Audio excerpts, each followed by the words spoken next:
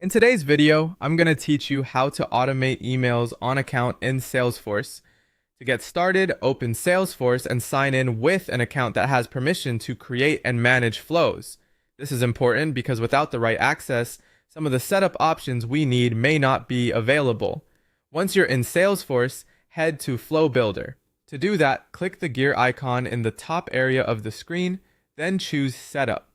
From the Setup page, use the Quick Find search box and type in Flows. When you see flows listed under Process Automation, click it to open the Flows area. Now we're ready to create the automation. Click New Flow, then select Record Triggered Flow and click Create.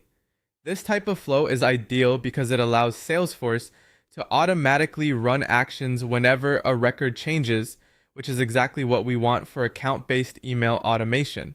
Next, configure the trigger for the flow. For the object, choose Account.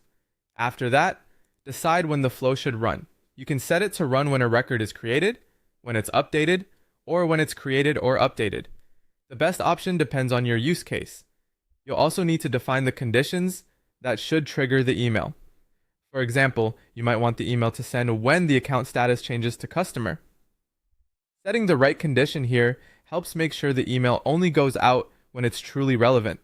With the trigger configured, it's time to add the email action. On the flow canvas, click the plus button, then select action. In the search area, look for send email and choose it. This action is what will actually deliver the message once the account meets your conditions. Now configure the email itself. Enter the recipient email address, which could come from an account field or be a specific address depending on your setup. Then add a subject line and write the email body.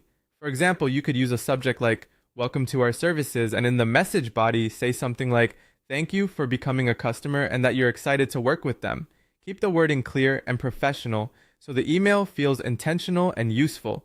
After that, save the flow. Click Save, enter a flow label and API name, and then save your changes. Before turning it on, it's a good idea to test everything. Click Debug, test the trigger conditions, and confirm that the email action runs successfully. Once everything looks good, click Activate. After that, the flow will run automatically whenever the account conditions you configured are met.